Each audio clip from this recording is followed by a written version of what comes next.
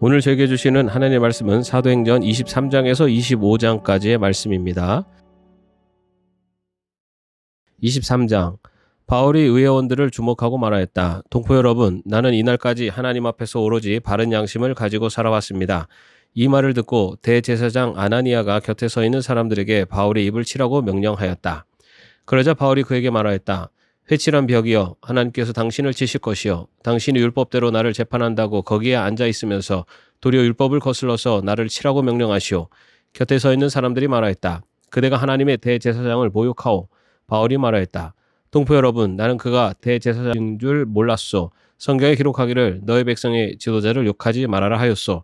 그런데 바울이 그들의 한 부분은 사두개파 사람이요 한 부분은 바리새파 사람인 것을 알고서 의회에서 큰 소리로 말하였다. 동포 여러분, 나는 바리새파 사람이요 바리새파 사람의 아들입니다. 나는 지금 죽은 사람들이 부활할 것이라는 소망 때문에 재판을 받고 있습니다. 바울이 이렇게 말하니 바리새파 사람과 사두개파 사람 사이에 다툼이 생겨서 회중이 나뉘었다. 사두개파 사람은 부활도 천사도 영도 없다고 하는데 바리새파 사람은 그것을 다 인정하기 때문이다. 그래서 큰 소동이 일어났다. 바리새파 사람 편에서 율법학자 몇 사람이 일어나서 바울 편을 들어서 말하였다. 우리는 이 사람에게서 조금도 잘못을 찾을 수 없습니다. 만일 영이나 천사가 그에게 말하여 주었으면 어찌하겠습니까? 싸움이 커지니 천부장은 바울이 그들에게 찢길까 염려하여 군인더러 내려가서 바울을 그들 가운데서 빼내어 병영 안으로 데려가라고 명령하였다. 그날 밤에 주님께서 바울 곁에 서서 말씀하셨다. 용기를 내어라. 내가 예루살렘에서 나의 일을 증언한 것과 같이 로마에서도 증언하여야 한다. 날이 새니 유대 사람들이 모의하여 바울을 죽이기 전에는 먹지도 마시지도 않겠다고 맹세하였다. 이 모의에 가담한 사람은 40명이 넘었다. 그들이 대제사장들과 장로들에게로 가서 말하였다. 우리는 바울을 죽이기 전에는 아무것도 입에 대지 않기로 굳게 맹세하였습니다. 그러니 이제 여러분은 의회와 짜고서 바울에 관한 일을 좀 더 정확하게 알아보려는 척하면서 천부장에게 청원하여 바울을 여러분 앞에 끌어내어 오게 하십시오. 우리는 그가 이곳에 이르기 전에 그를 죽여버릴 준비를 다 해놓았습니다. 그런데 바울의 누이의 아들이 이 음모를 듣고 서둘러 가서 병영으로 들어가 바울에게 그 사실을 일러주었다. 그래서 바울은 백부장 가운데 한 사람을 불러놓고 말하였다. 이 청년을 천부장에게 인도해 주십시오. 그에게 전할 말이 있습니다. 백부장이 그를 데리고 천부장에게로 가서 말하였다. 죄수 바울이 나를 불러서 이 청년이 대장님께 드릴 말씀이 있다고 하면서 데려다 달라고 부탁해서 데려왔습니다. 천부장이 청년의 손을 잡고 아무도 없는 데로 데리고 가서 물어보았다. 내게 전할 말이 무엇이냐? 그가 대답하였다. 유대 사람들이 바울에 관해서 좀 더 정확하게 물어보려는 척하면서 내일 그를 의회로 끌어내어 오게 해달라고 대장님께 청하기로 뜻을 모았습니다. 그러니 대장님은 그들의 말에 넘어가지 마십시오. 바울을 죽이기 전에는 먹지도 마시지도 않겠다고 맹세한 사람이 40명 남짓 매복하여 바울을 기다리고 있습니다. 그들은 지금 준비를 다하고 대장님에게서 승낙이 내리기만을 기다리고 있습니다. 천부장은 그 청년에게 이 정보를 내게 제공했던 말을 아무에게도 하지 말아라 하고 당부한 뒤에 그를 돌려보냈다. 천부장은 백부장 두 사람을 불러서 명령하였다. 오늘 밤 9시에 가이사랴로 출발할 수 있도록 보병 200명과 기병 70명과 창병 200명을 준비하여라. 또 바울을 벨리스 총독에게로 무사히 호송할 수 있도록 그를 태울 짐승도 마련하여라. 그리고 천부장은 이렇게 편지를 썼다. 글라우디오 루시아는 삼가 총독 벨릭스 각하께 문안드립니다. 이 사람은 유대 사람들에게 붙잡혀서 죽임을 당할 뻔하였습니다. 그런데 나는 그가 로마 시민인 것을 알고 군대를 거느리고 가서 그를 구해냈습니다.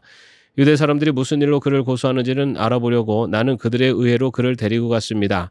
나는 그가 유대 사람이 율법 문제로 고소를 당했을 뿐이며 사형을 당하거나 갇힐 만한 아무런 죄가 없다는 것을 알았습니다. 그런데 이 사람을 해하려고 하는 음모가 있다는 정보를 듣고서 나는 당장에 그를 총독님께로 보내는 바입니다. 그리고 그를 고발하는 사람들에게도 그에 대한 일을 각하 앞에 제소하라고 지시하여 두었습니다.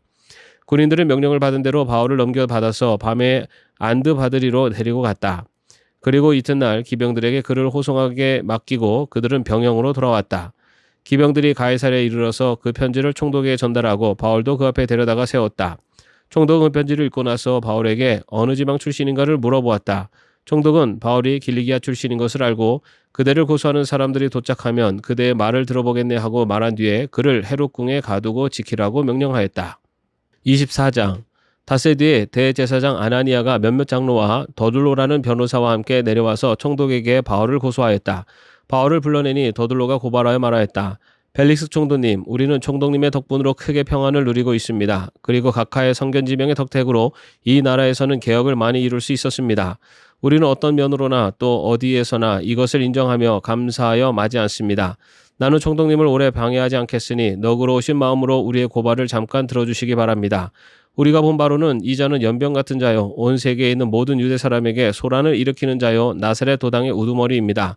그가 성전까지도 더럽히려고 하므로 우리는 그를 붙잡았습니다. 총독님께서 친히 그를 신문하여 보시면 우리가 그를 고발하는 이유를 다 아시게 될 것입니다. 그러자 유대 사람도 이에 합세해서 그의 말이 모두 사실이라고 주장하였다. 그때 총독이 바울에게 말하고 머리를 끄덕이니 바울이 대답하였다. 총독님께서 여러 해 동안 이 나라의 재판장으로 계신 것을 내가 알고 있습니다. 그러므로 나는 기쁜 마음으로 내가 한 일을 변호하겠습니다. 내가 예루살렘에 예배하러 올라간 지 이틀밖에 되지 않았다는 것은 총독님께서 곧 아실 수 있습니다. 그리고 나를 고발한 사람들은 내가 성전에서나 회당에서나 성내에서 누구와 논쟁을 하거나 군중을 선동해서 모으거나 하는 것을 보지 못하였습니다. 지금 그들은 내가 한 일을 들어서 고발하고 있지만 총독님께 아무 증거도 제시할 수 없습니다. 그러나 나는 총독님께 이 사실을 고백합니다. 그것은 내가 그들이 이단이라고 하는 그 도를 따라 우리의 조상의 하나님을 섬기고 율법과 예언서에 기록되어 있는 모든 것을 믿는다는 사실입니다. 그리고 나는 하나님께 소망을 두고 있는데 나를 고발하는 이 사람들도 그 소망이 이루어지기를 고대하고 있습니다. 곧 그것은 의로운 사람들과 불의한 사람들의 부활이 장차 있으리라는 것입니다. 그러므로 나도 언제나 하나님과 사람들 앞에서 거리낌 없는 양심을 가지려고 힘쓰고 있습니다. 나는 내 결례에게 구제금을 전달하고 하나님께 제물을 바치려고 여러 해 만에 고국에 돌아왔습니다. 그들은 내가 제물을 바치는 절차로 성전에서 정결 예식을 행하는 것을 보았을 뿐이고 내가 작당을 하거나 소동을 일으키는 것을 보지 못하였습니다. 그 자리에는 아시아에서 온 몇몇 유대 사람이 있었는데 내가 한 일을 들어 고발할 것이 있으면 그 사람들이 총독님 앞에 나타나서 고발했어야 마땅할 것입니다. 그렇지 않으면 내가 의회 앞에 끌려가서 섰을 때 이 사람들이 내게서 무슨 잘못을 찾아냈는지 그것을 말하라고 해보십시오. 다만 나는 그들 가운데 서서 말하기를 오늘 내가 여러분에게 재판을 받고 있는 것은 죽은 사람들의 부활과 관련된 문제 때문입니다 하는 이 한마디 말을 부리짖었을 뿐입니다. 벨릭스는 그 도와 관련된 일을 자세히 알고 있었으므로 천부장 루시오가 내려오거든 당신들의 소송을 처리하겠소 하고 말하고서 신문을 연기하였다. 그리고 백부장에게 명령하여 바울을 지키되 그에게 자유를 주고 그의 친지들이 돌보아주는 것을 막지 말라고 하였다. 며칠 뒤 벨릭스가 유대 여자인 자기 아내 드루실라와 함께 와서 바울을 불러내어 그리스도 예수를 믿는 믿음에 관하여 바울이 설명하는 것을 들었다. 바울이 정의와 절제와 장차 올 심판에 관해서 말할 때 벨릭스는 두려워서 이제 그만하면 되었으니 가시오. 기회가 있으면 다시 당신을 부르겠소 하고 말하였다. 동시에 그는 바울에게서 돈을 받을까 하고 은근히 바랐다. 그래서 그는 바울을 자주 불러내어 이야기를 나누었다. 2해가 지난 뒤에 보르기오 베스도가 벨릭스의 후임으로 직책을 맡게 되었다. 그런데 벨릭스는 유대 사람의 환심을 사고자 하여 바울을 가두어 둔 채로 내버려 두었다. 25장 베스도가 부임한 지 사흘 뒤에 가이사랴에서 예루살렘으로 올라가니 대제사장들과 유대 사람의 지도자들이 그에게 바울을 고발하였다. 그들은 그에게 줄곧 졸랐다. 그들은 그에게 제발 바울을 예루살렘으로 불러올리라고 간청하였다.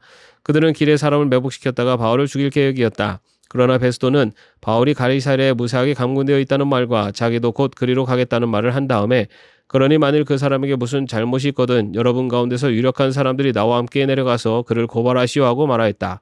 베스도는 예루살렘에서 여드레인가 열흘인가를 지낸 뒤에 가이사랴로 내려가서 이튿날 재판석에 앉아서 바울을 데려오라고 명령하였다. 바울이 나타나자 예루살렘에서 내려온 유대 사람들이 그를 에워싸고 여러 가지 무거운 죄목을 걸어서 고발하였으나 증거를 대지 못하였다.